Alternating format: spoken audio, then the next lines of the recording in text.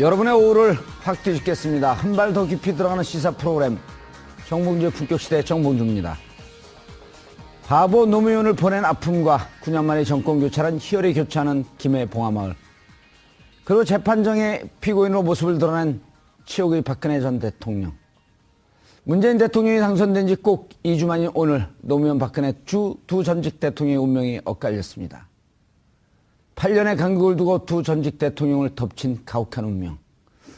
하지만 사필규정이란 그 말처럼 어둠은 빛을 이길 수 없다는 그 말처럼 정의가 승리하는 세상을 위해 오늘도 진실에 한 발 더 다가가도록 노력하겠습니다. 5월 23일 바보 노무현을 그리며 정봉주 품격시대 시작합니다.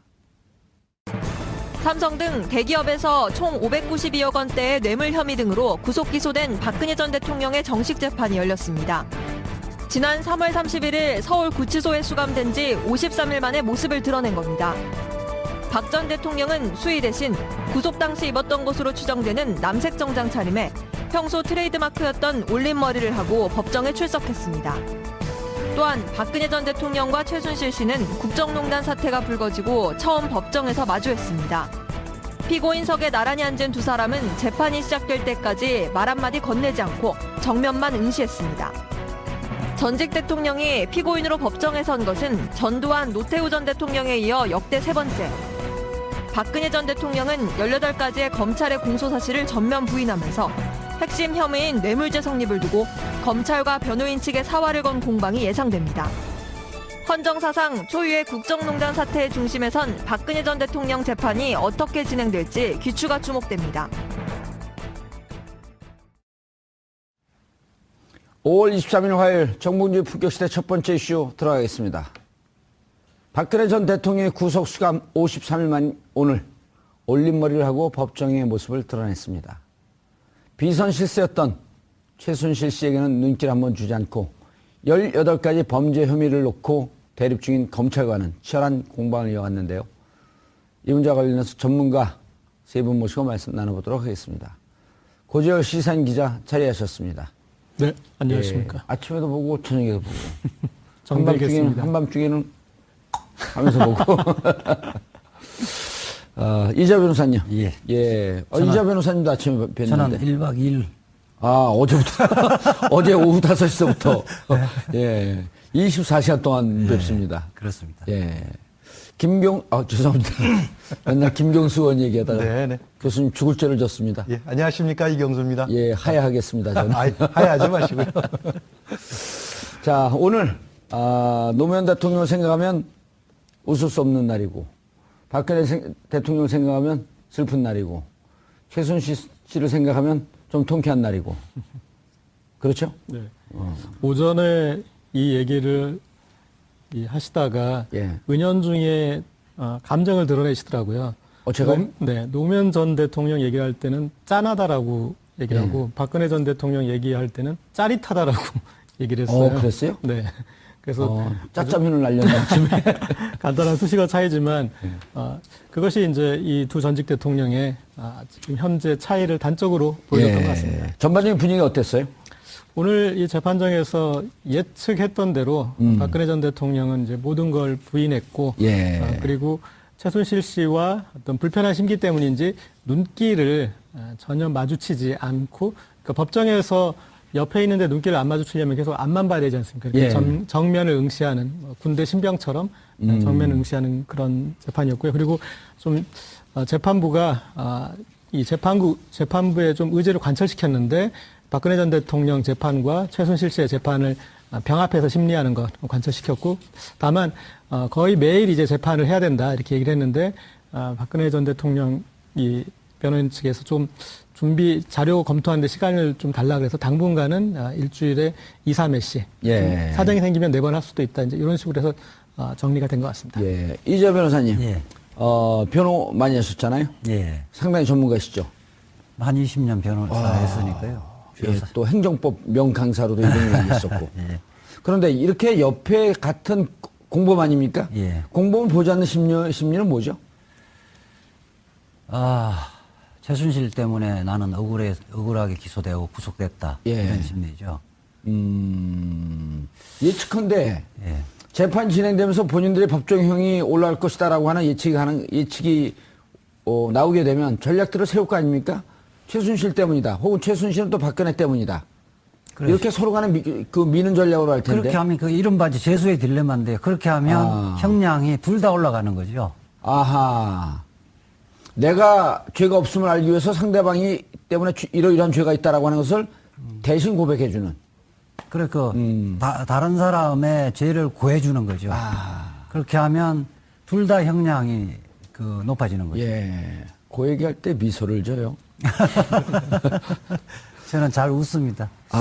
예. 사실 오늘 재판을 보면서 박근혜 전 대통령 자기 분수를 알았으면, 그러니까 능력도 대통령 능력이 안 되고 사람도 볼 줄 모르는 사람이 결국 집무실에 가서 TV 드라마만 보고 있었던 사람이 왜 대통령을 하려고 그렇게 해서 이런 고초를 당하는가. 예.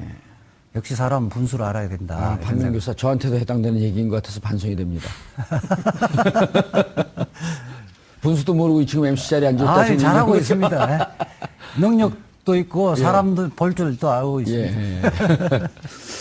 자, 최순실 씨는 이게 약간 보면은 나쁘게 얘기하면 무슨 감정의 높낮이가 좀 심하고 네.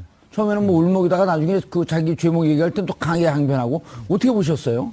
조금 전 이해가 안 가더라고요. 아마 이런 유형의 아마 심리학적으로 이런 유형의 어떤 스타일이 있을 거예요. 그러니까 자기 감정 조절을 능숙하게 잘 하는 경우도 있고 오호. 거꾸로 전혀 자기 감정을 컨트롤하지 못하는 통제가 안 되는. 예, 통제가 안 되다 보니까 순간순간 그때마다 감정 표현이 즉각적으로 이렇게 마치 배출되는 예. 그런 형태의 아마 인물인 것 같습니다. 최수지 같은 경우. 근데 일종의 전략도 좀 있는 것 같아요. 그러니까 눈물을 흘림으로 해가지고 조금 안 됐다라는 그런 것들을 어떤 뭐 재판정이나 재판 전체 분위기를 그렇게 예. 끌고 가는 것도 있으면서 동시에 자기한테 불리하거나 유리한 것을 확실하게 짚고 넘어가는 아마 일종의 재판 전략도 좀 있는 것 같습니다. 예. 이재 변호사님, 처음에 이제 피고인이 하게 된 오늘 첫 재판이기 때문에 인정신문을 하잖아요. 예. 주소 물어보고, 주민번호 맞는지 물어보고, 직업 물어보고, 본적지. 본적지도 물어보나요? 예.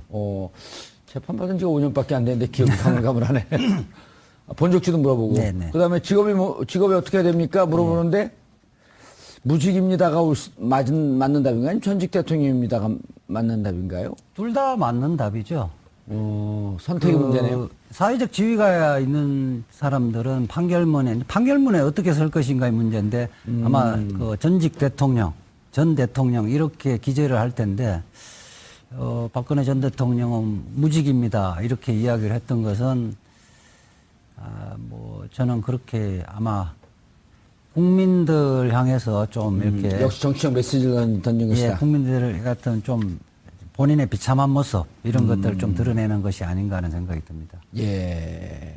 이경수 교수님, 417호 법정. 네. 역사적인 법정이네요. 예, 아주 제가 정확하게는 잘 모르겠습니다만 서울 중앙지법원에 예. 대법정이 그거 하나라 그래요. 대법정. 아, 그런가요? 예, 그래서 형사법정 중에서 대법정이 417법정이 이제 가장 크고 417호 법정. 예, 예. 거기에서 이제 전두환, 노태우 두 역대 대통령이 거기서 단죄를 받았지요. 재판이 열렸고 그 이후에도 뭐 각종 스캔들에 흘러있던 재벌 회장들이 아하. 전부 거기서 다 재판을 받았습니다. 이제 예. 그 두 가지 이유인데 왜 417호 법정을 왜 쓰느냐 하면 일단 변호인들이 매머드예요. 일단 기본적으로 아하. 전직 거물들일수록 변호인들이 매머드로 구성되다 보니까 변호인의 숫자가 많으니까. 그러다 보니까 아무래도 법정이 작은 법정에서는 이제 변호인들이 다 입장이 안 돼가지고 서 있어야 되고 하는 문제가 발생하기 때문에 대법정을 이제 배정하는 걸로 저는 알고 있고요.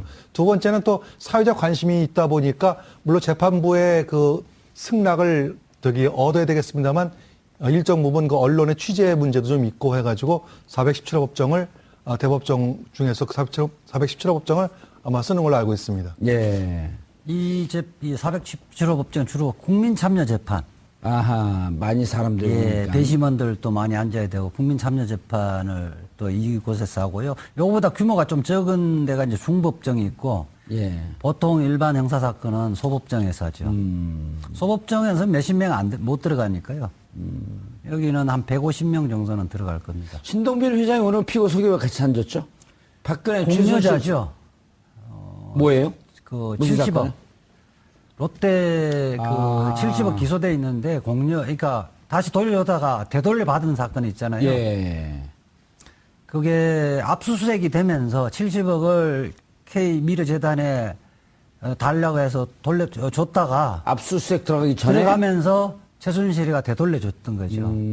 그래서 그 정상을 좀 참작해서 불구속 기소를 한 사건. 예.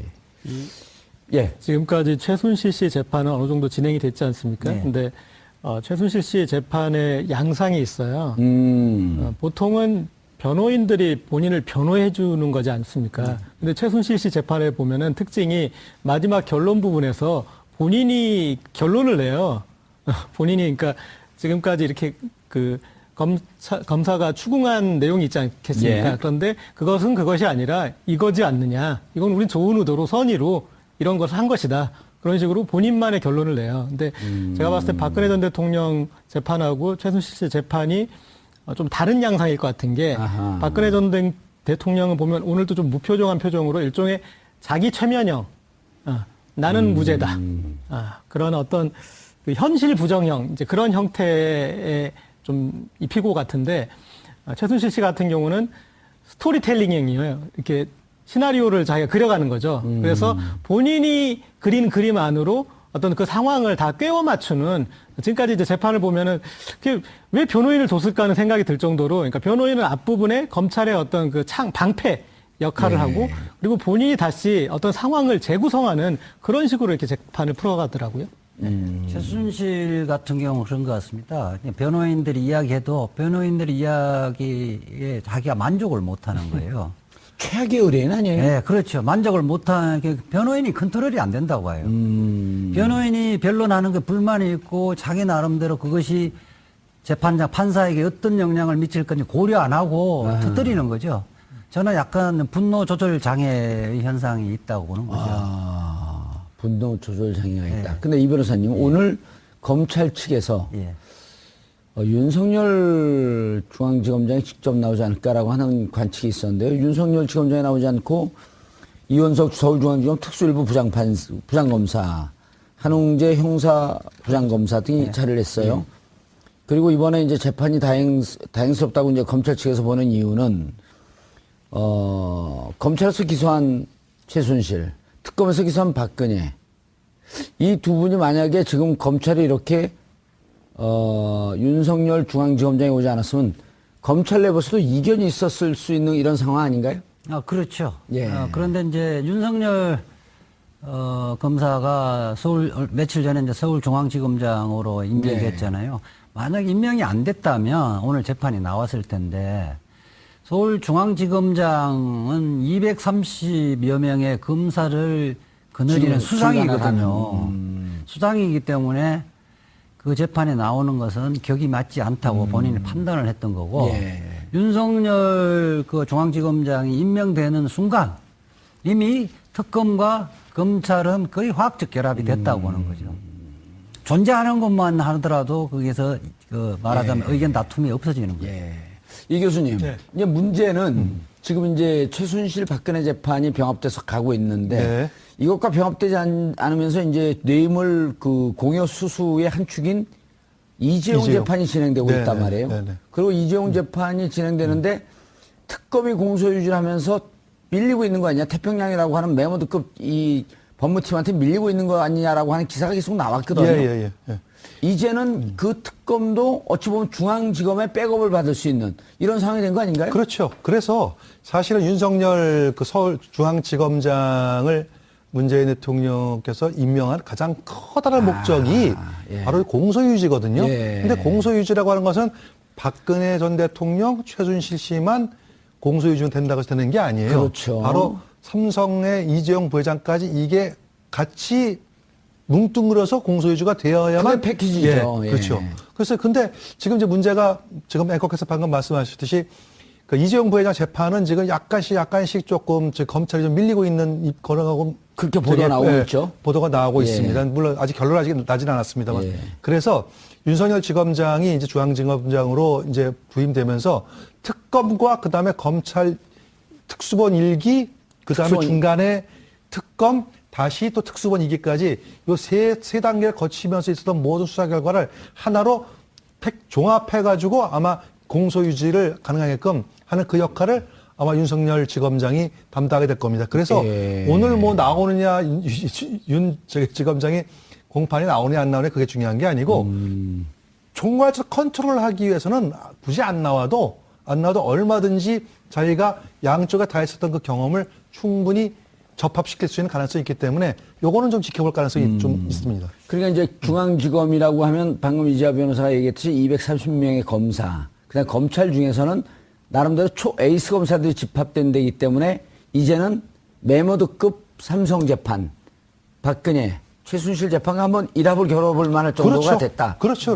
그 탑에 윤석열 그 지검장이 부임을 해가지고 아마 이제 커다란 무기를 얻은 거죠. 예. 사실은. 예. 알겠습니다. 그 지금 조금 밀리고 있다는 보도들이 있는데요. 예. 사실은 그 재판장이나 판사들은 정인들이 법정에서 진술하는 걸 액면 그대로 믿지는 않아요. 그러니까 대체 왜 밀리고 있다는 그 보도가 나왔냐 하면 검찰에서 진술이 법정에서 이재용에게 좀 유리한 쪽으로 약간 이렇게 진술을 했다는 건데 그렇게 하는 경우가 참 많아요. 많은데 재판부는 그 법정에서 하는 것이 과연 신빙성이 있는지 이런 부분들을 종합적으로 판단하기 때문에 그 이재용에게 유리하게 애매하게 얼버무리거나 진술을 번복한다 하더라도 그것이 결국 이재용에 결론적으로 유리하다고는 하기는 단정하기는 이르다는 겁니다. 예. 지금 이 변호사님 하신 말씀 내에서 조금 첨언을 하자면은 지금 재판의 분위기가 이런 것 같아요. 핵심이 뭐냐면은 뇌물이 이제 자의적으로 해가지고 자기가 경영권 승계를 받기 위해서 자의적으로 뇌물을 줬느냐 하는 그거를 이제 집중적으로 검찰에서 따지고 묻는데 이재용 부회장 측에서 그게 아니고 강압에 의한 것이라고만 자꾸 얘기를 하는 거예요. 예. 그러니까 다시 말해서 뇌물이 아니고 이거는 내가 일종의 대통령이 그렇게까지 나와서 나한테 이거 뭐 출연하라 그러는데 내가 무슨 힘이 있느냐. 뭐 과거에도 그런 설례가 있듯이 그러면. 해서 줬을 뿐이다. 이렇게 몰고 가니까 사실은 검찰에서 볼 때 이거를 확고하게 뒤집을 수 있는 아직까지 저걸 못하는 거죠. 그래서 약간 이제 밀린다는 그런 얘기가 나오는 겁니다. 예. 알겠습니다. 조금 디테일로 들어가 보면 오늘 이제 최순실 씨 인적사항 물을 때는 울먹였단 말이에요. 쇼인가요? 최순실 씨는 늘 재판 시작 부분에 약간 우울증으로 시작해서 이 끝날 때 좀 욱하고 끝나는 것 같은데. 그리고 중간중간에 조울증이 잠깐씩 조증이 찾아오고. 그 아까 이렇게 쭉 지금 관건은 결국 뇌물죄 성립 네. 여부지 않겠습니까?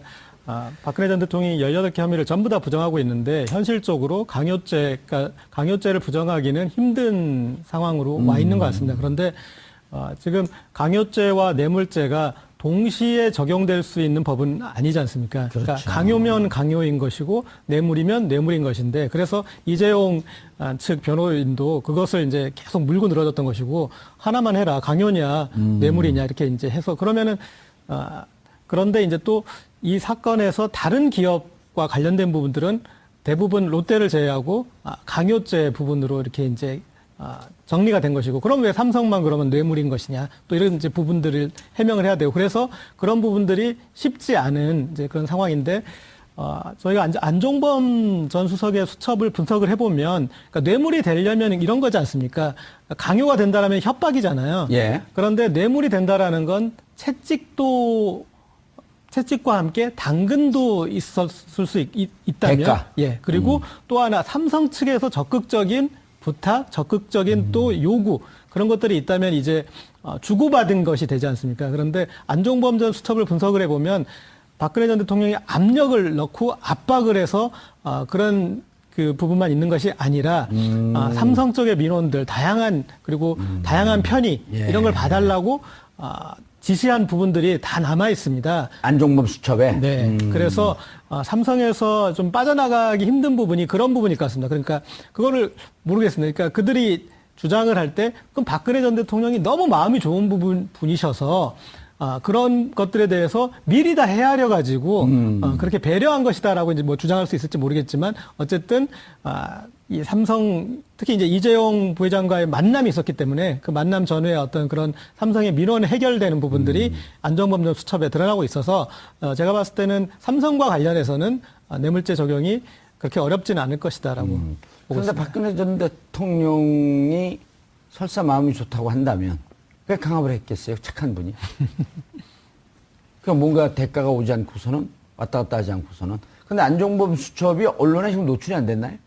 지금 이제 시사인에서만 유일하게 분석을 했어요. 예, 저희가 51권을 전부 다 가지고 있는 유일한 언론사인데요. 다른 언론사에서 보도하는 것은 안종범 전 수석의 수첩에 기반한 내용의 보도자료나 아니면 그거 관련 내용을 듣고서 한 내용이고요. 그리고 조금씩 이제 거기에서 일부분은 있지만 51권 전권이 있는 데는 저희밖에 없는데 그 전권을 보면 흐름을 알 수 있지 않습니까? 그리고 안종범 전 수석의 수첩에 제일 재밌는 부분은 그런 거예요. 그러니까 김영환 전 수석의 업무 일지가 있지 않습니까? 근데 김영환 전 수석은 이제 2014년 말까지만 근무했으니까 이제 그 전 기간이 같이 있진 않은데 같이 있는 기간에서 검증이 되는 부분이 있어요.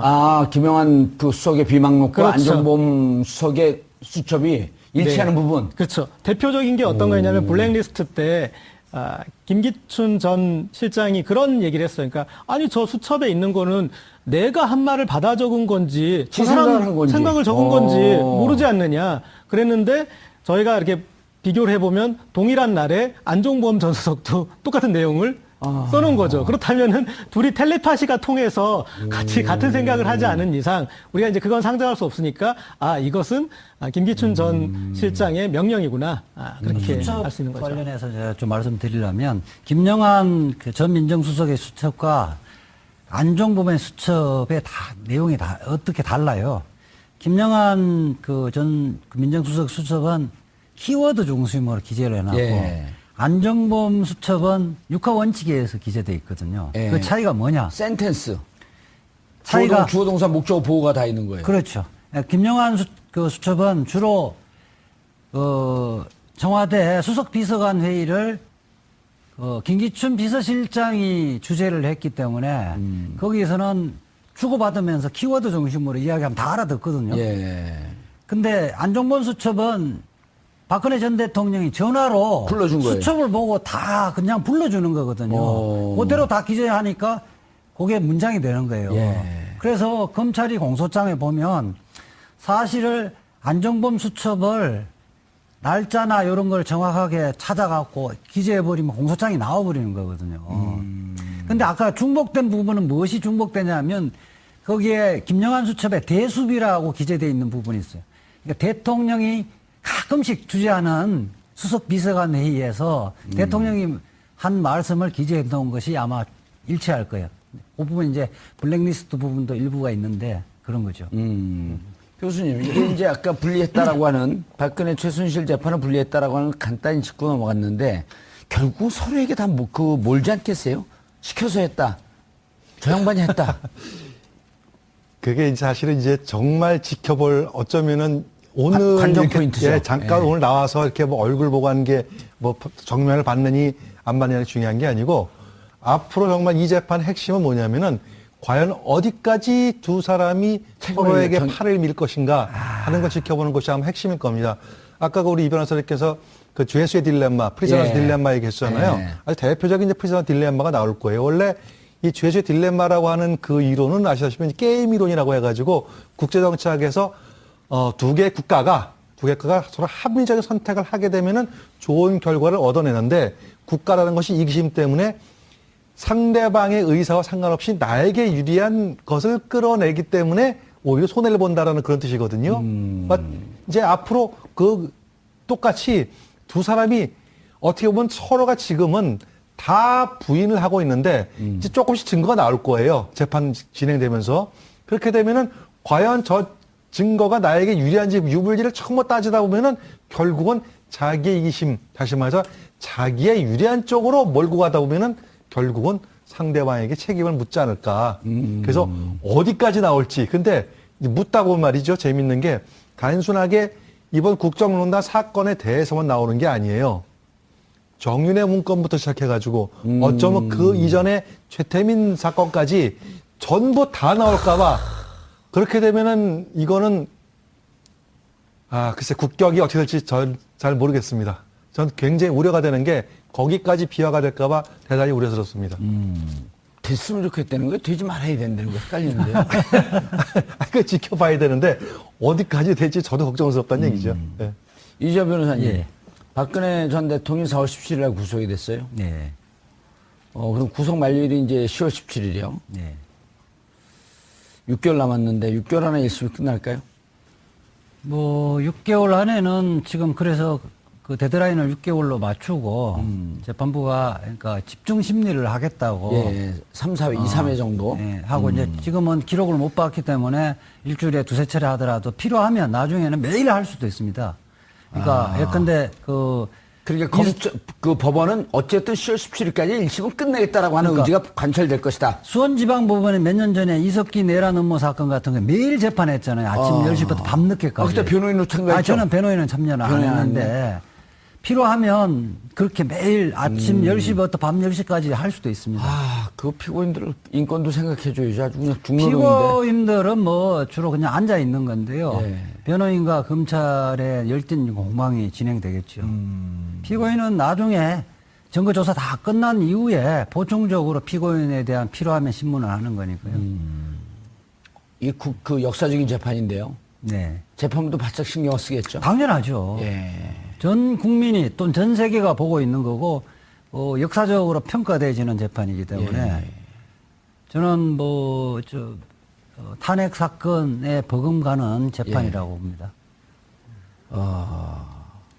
10월 17일 만약 넘게 되면 어떻게 되는 거예요? 법적 그러니까 절차가? 또 구속영장에 기재하지 않은 다른 범죄에 관해서 다시 또 영장 발부는 할 수 있습니다. 그래서 다른 구속된 건으로. 사람이 17개월, 20개월 재판하는 경우도 가끔씩 있거든요. 영장이 한번 발부된 범죄 사실이 아닌 다른 사건으로 영장을 다시 또 발부를 그거는 예외적인 거니까요. 예. 위법한 건 아닙니다. 자, 이런 관측들도 있어요. 이재용 재판이 지금 먼저 진행되고 있었기 때문에 이재용 부회장이 구속된 게 언제죠? 2월 17일이죠. 네. 2월 17일인데, 그럼 거기는 8월 17일까지는 끝내야 된단 말이에요. 근데 만약에 지금 재판을 조금씩 이제 밀고 시간을 좀 달라고 박근혜 전 대통령이 한 이유는 8월 17일까지 해서 만약 이재용 부회장이 뇌물죄의 한 축인데 그쪽이 무죄로 끝나게 되면 이 재판도 유리하지 않을까? 이런 판단한 거 아닌가요? 충분히 할 수 있죠. 그리고 지금까지 이렇게 박근혜 전 대통령의 전략 중에 계속 반복되는 것이 전부 부인하고 그다음에 미루고. 무조건 미루고.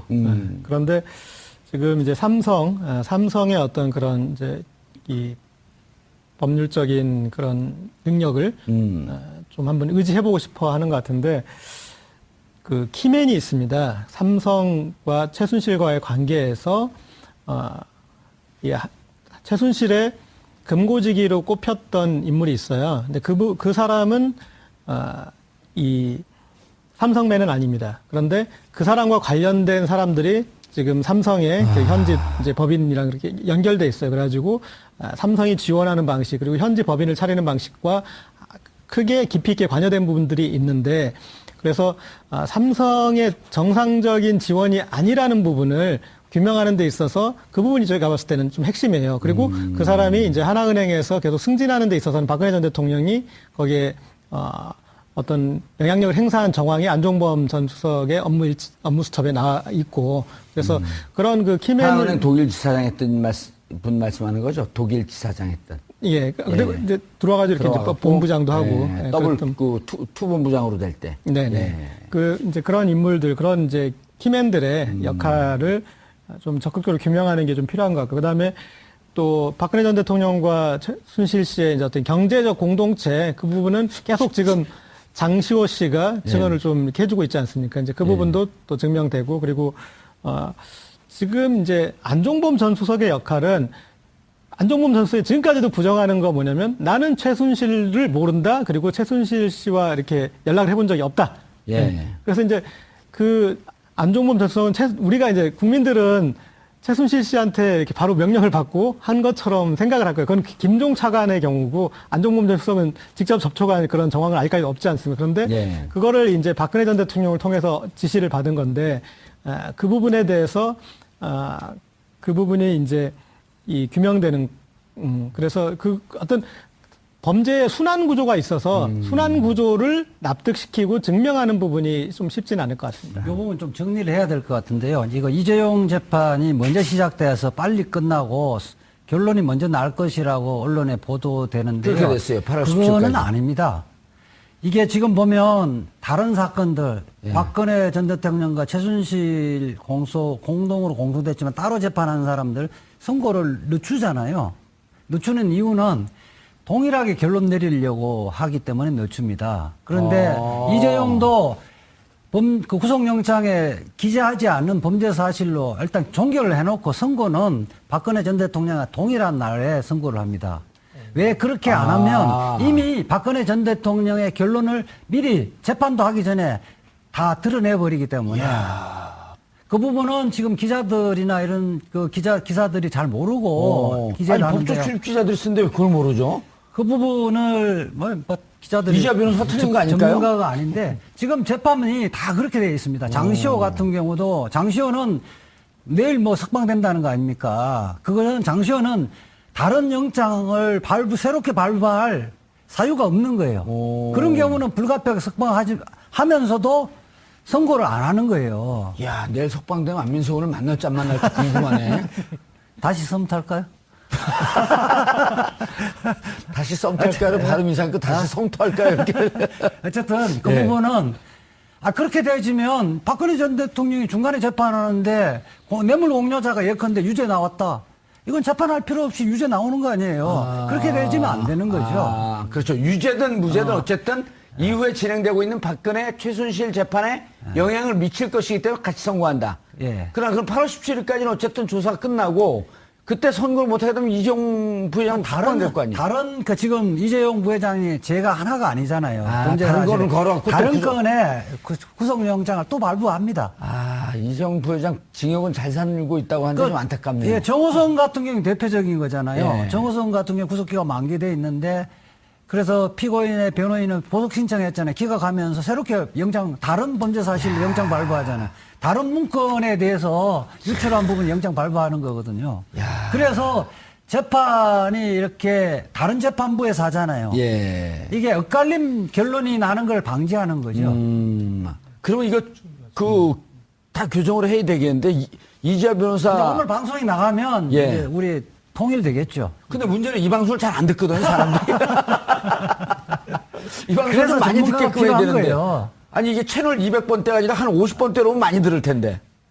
뭐 유튜브로도 보고 다 하잖아요. 예. 아니 많이 봐요, 이 방송을? 많이 저가 판단할 때는 좀 보는 것 같아요.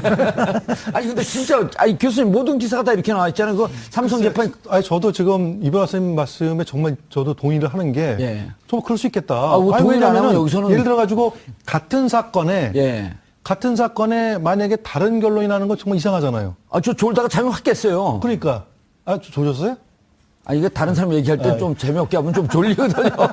근데 저도 만약에 이 변호사님 말씀 정말 동의하는 게 그렇겠다. 만약에 예. 동일한 사건에 전혀 엉뚱한 방향을 하면 사법부에 엄청난 신뢰 깨지는 거거든요. 그리고 그거에 예. 따라 영향을 예를 들어. 그렇죠. 근데 그게 또 하나가 먼저 어떤 결론을 하게 되면은 그것이 연쇄 판결내 가지고 이쪽 재판부는 할 이유가 없죠. 다 체인으로 재판을. 연결이 된 건데. 그렇죠. 이게.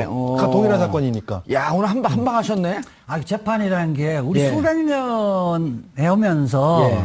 모든 지혜가 법률에 다 담겨 있습니다. 그러니까 그런 엉성한 모순되는 현상이 나오는 거를 미리 다 법률에 다 담아놨죠. 오늘 이재화 변호사 한 거 전문용어로 뭐라 하는지 아세요? 예. 밥값 하셨습니다. 진짜 이거는 왜냐면 기사가 그렇게 나왔어요. 그러니까 우리가 엄격하게 영혼 없이 또 기사를 쫓아가거든요. 그러니까요.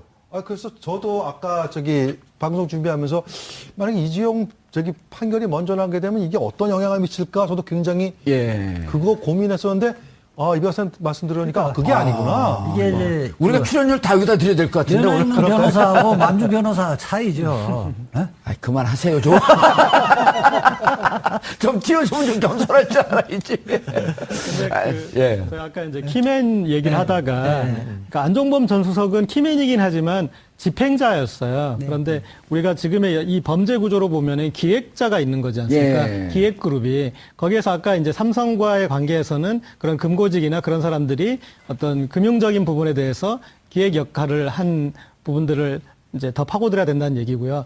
또 하나는 어떤 이제 법률적인 부분인데 그 부분에 대해서 우병우 전 수석에 대한 수사가 지금 제대로 이루어지지 않지 않았습니까? 이 부분이 이루어져야지 그것들을 어떤 식으로 이렇게 기획을 대었는지 특히 이제 롯데 같은 부분에 대해서 더 규명이 돼야 되고 다른 건에 대해서도 이것들을 이 최순실 씨가 자의적으로 판단한 것이 아니라 누군가의 어떤 코치를 받아서 기획을 한 것일 텐데 그것에 대해서 규명을 해야지 우리가 지금 최순실 씨와 박근혜 전 대통령 변호인단이 계속 주장하는 게 공모 어떻게 공모했는지를 밝혀라. 그 부분이 있지 않습니까? 그 부분에 대한 것들이 우병우 전 수석의 수사를 통해서 좀 더 규명돼야 될 것 같습니다. 그렇죠. 이제 저 대목이 변수인데요. 그 부분에 또 제가 좀 보충을 하면요. 공모라는 것은 여러 방 치네. 공모라는 것은 한꺼번에 모여서 모의할 필요가 없어요. 예. 순차적으로 해도 공모죠. 예컨대 그런 거야. 최순실이 그 박근혜 전 대통령이 이야기하고 박근혜 전 대통령이 정호성이나 아니면 누구야 아까 지금 이야기 안종범 수석에서 이야기하고 안종범 수석하고 최순실이 얼굴 한 번 못 보고 이름도 못 들었다 하더라도 이게 순차 공모하여 이렇게 했습니다. 판결문이나 공소장에 서면 순차 공모하고 그 다음에 중간에 가담한 것도 다 공모는 굉장히 넓어요. 그러니까 그 다음에 공모 사실관계는 우리가 순차 공모하여 이렇게만 쓰면 되지. 지금 박근혜 전 대통령의 변호인이 지금 공소장의 공모의 내용을 언제 어디서 공모했다는 거 안 나오지 않느냐 이렇게 오늘 항변을 했단 말이에요. 예. 공소장은 그렇게 친절하게 안 씁니다. 그렇게 하면서 지금 수십 년 동안 그걸 재판해 왔거든요. 그러니까 전체적으로 봐서 간접 사실을 비춰봤을 때 공모로 인정될 수 있느냐. 그것만 판단하는 거예요. 그러니까 오늘 지금 변호인 누구죠?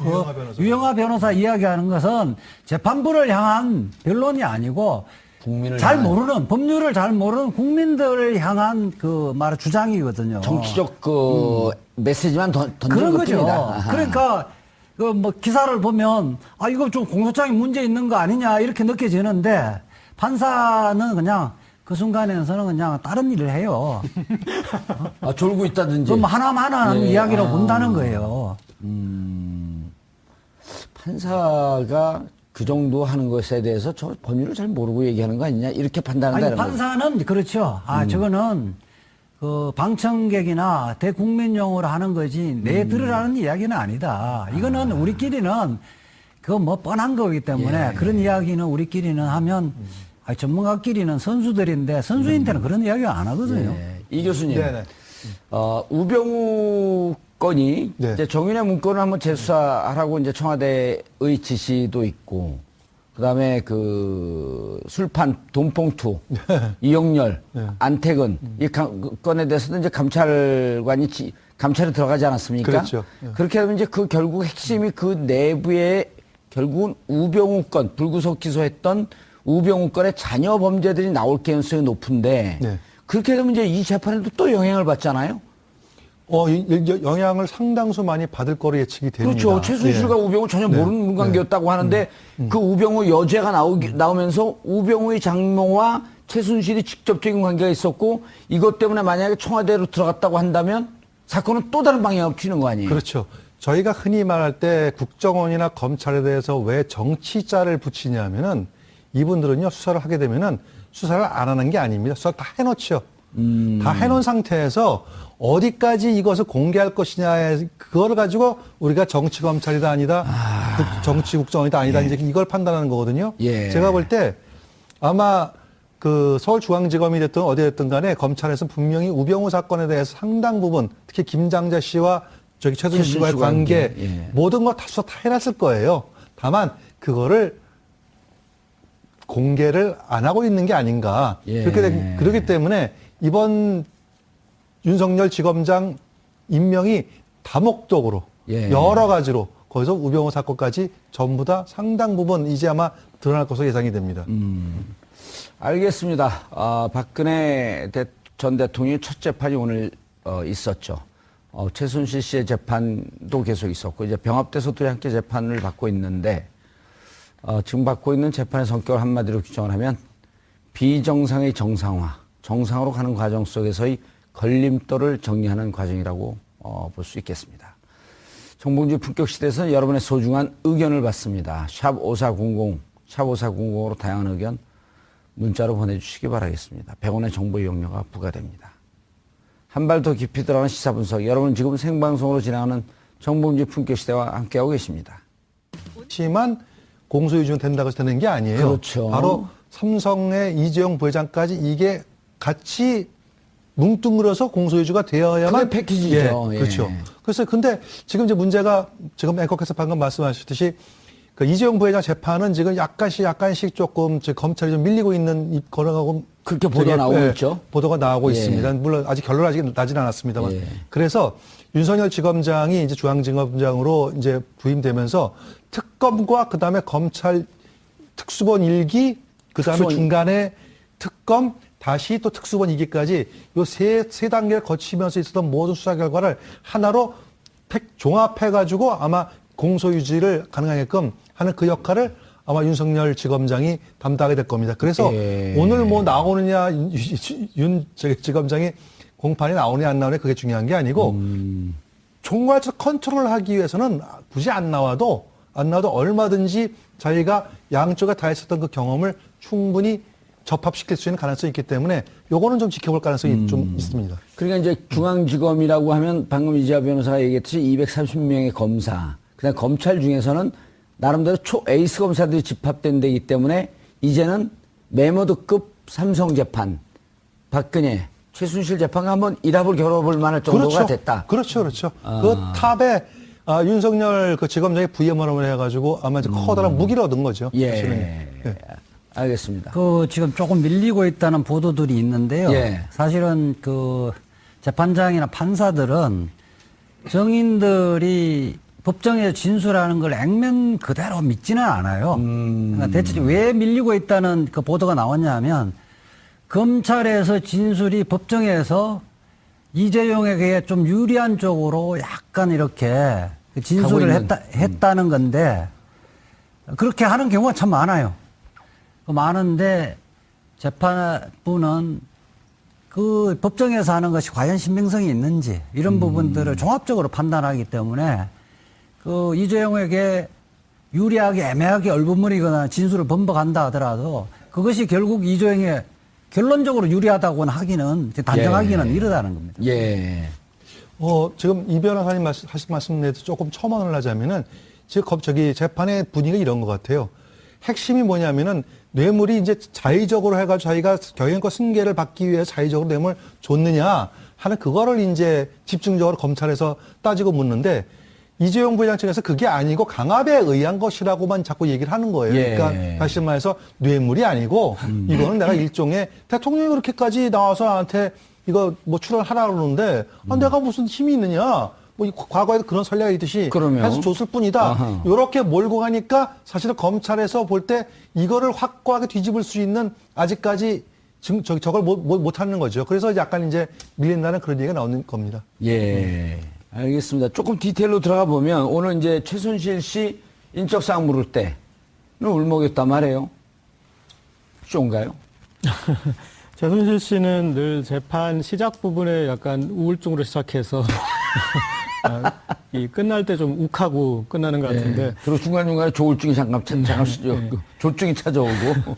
그 아까 이렇게 쭉 지금 관건은 결국 뇌물죄 성립 여부지 않겠습니까?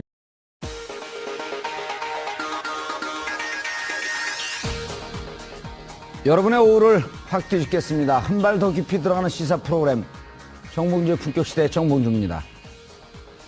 바보 노무현을 보낸 아픔과 9년 만에 정권 교체란 희열의 교차하는 김해 봉화마을. 그리고 재판정의 피고인으로 모습을 드러낸 치욕의 박근혜 전 대통령. 문재인 대통령이 당선된 지 꼭 2주 만인 오늘 노무현 박근혜 두 전직 대통령의 운명이 엇갈렸습니다. 8년의 간극을 두고 두 전직 대통령을 덮친 가혹한 운명. 하지만 사필규정이란 그 말처럼 어둠은 빛을 이길 수 없다는 그 말처럼 정의가 승리하는 세상을 위해 오늘도 진실에 한 발 더 다가가도록 노력하겠습니다. 5월 23일 바보 노무현을 그리며 정봉주 품격시대 시작합니다.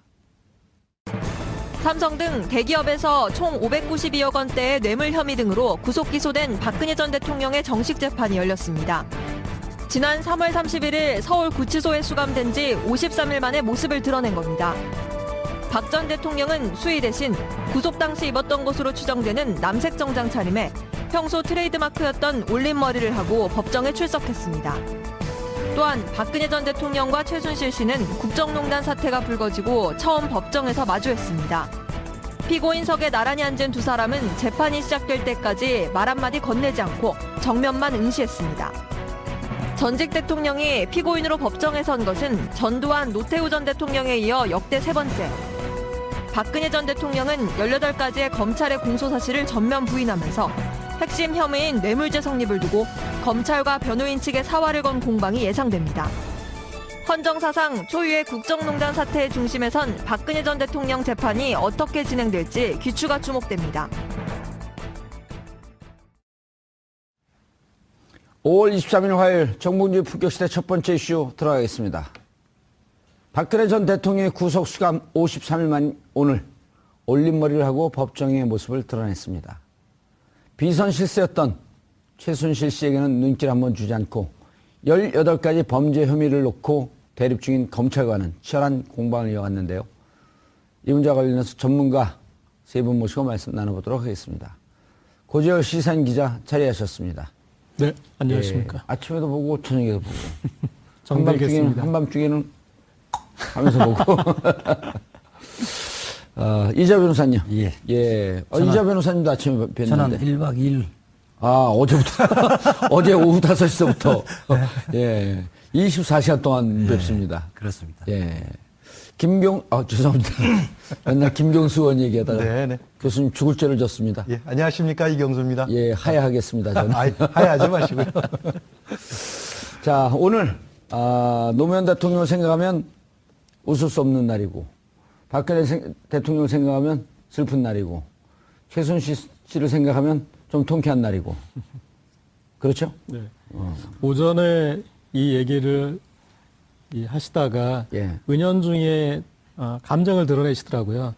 제가요? 네, 노무현 전 대통령 얘기할 때는 짠하다라고 얘기를 예. 하고 박근혜 전 대통령 얘기할 때는 짜릿하다라고 얘기를 했어요. 그랬어요? 네. 그래서 짜짜면을 날렸나 아침에. 간단한 수식어 차이지만 그것이 이제 이 두 전직 대통령의 지금 현재 차이를 단적으로 보여줬던 것 같습니다. 전반적인 분위기가 어땠어요?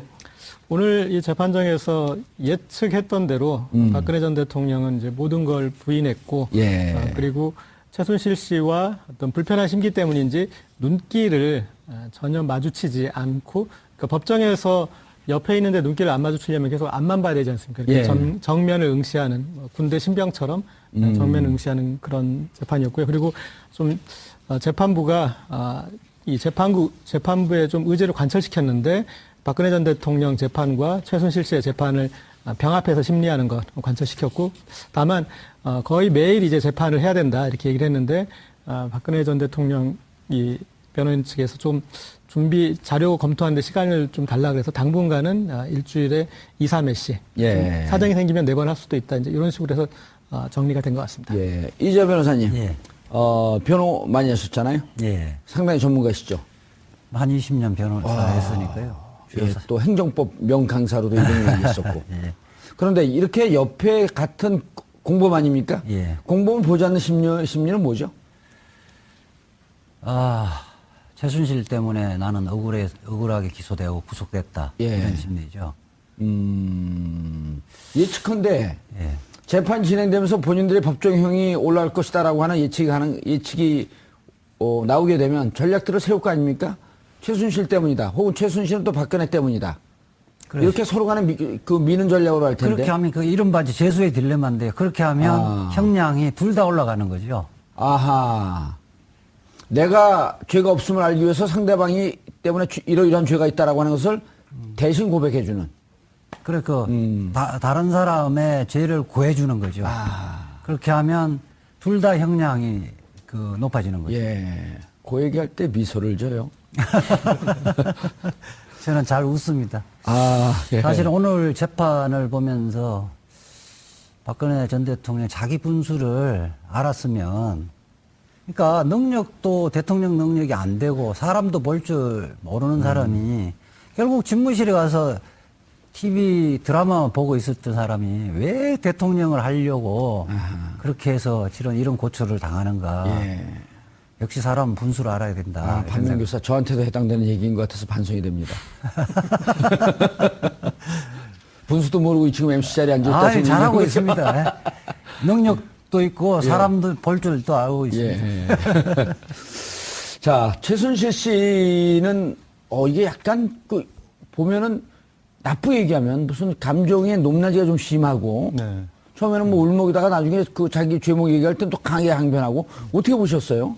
조금 전 이해가 안 가더라고요. 아마 이런 유형의 아마 심리학적으로 이런 유형의 어떤 스타일이 있을 거예요. 그러니까 자기 감정 조절을 능숙하게 잘 하는 경우도 있고 오호. 거꾸로 전혀 자기 감정을 컨트롤하지 못하는 통제가 안 되는. 예, 통제가 안 되다 보니까 순간순간 그때마다 감정 표현이 즉각적으로 이렇게 마치 배출되는 예. 그런 형태의 아마 인물인 것 같습니다. 최수 같은 경우. 근데 일종의 전략도 좀 있는 것 같아요. 그러니까 눈물을 흘림으로 해가지고 조금 안 됐다라는 그런 것들을 어떤 뭐 재판정이나 부분에서 본인이 결론을 내요. 본인이 그러니까 지금까지 이렇게 검사가 추궁한 내용이 있지 않겠습니까? 예. 그런데 그것은 그것이 아니라 이거지 않느냐. 이건 우리 좋은 의도로 선의로 이런 것을 한 것이다. 그런 식으로 본인만의 결론을 내요. 근데 제가 봤을 때 박근혜 전 대통령 재판하고 최순실 씨 재판이 좀 다른 양상일 것 같은 게 아하. 박근혜 전 대통령은 보면 오늘도 좀 무표정한 표정으로 일종의 자기 최면형, 나는 무죄다. 그런 어떤 현실 부정형, 이제 그런 형태의 좀 입히고 같은데 최순실 씨 같은 경우는 스토리텔링형이에요. 이렇게 시나리오를 자기가 그려가는 거죠. 그래서 본인이 그린 그림 안으로 어떤 그 상황을 다 꿰어 맞추는 지금까지 이제 재판을 보면은 왜 변호인을 뒀을까 하는 생각이 들 정도로 그러니까 변호인은 앞부분에 검찰의 어떤 방패 역할을 하고 그리고 본인이 다시 어떤 상황을 재구성하는 그런 식으로 이렇게 재판을 풀어가더라고요. 최순실 같은 경우 그런 것 같습니다. 변호인들이 이야기해도 변호인들의 이야기에 자기가 만족을 못 하는 거예요. 최악의 의뢰인 아니에요? 네, 그렇죠. 만족을 못하는 게 변호인이 컨트롤이 안 된다고 봐요. 변호인이 변론하는 게 불만이 있고 자기 나름대로 그것이 재판장 판사에게 어떤 영향을 미칠 건지 고려 안 하고 터뜨리는 거죠. 저는 약간 분노 조절 장애의 현상이 있다고 보는 거죠. 분노 조절 장애가 있다. 네. 근데 이 변호사님 오늘 검찰 측에서 예.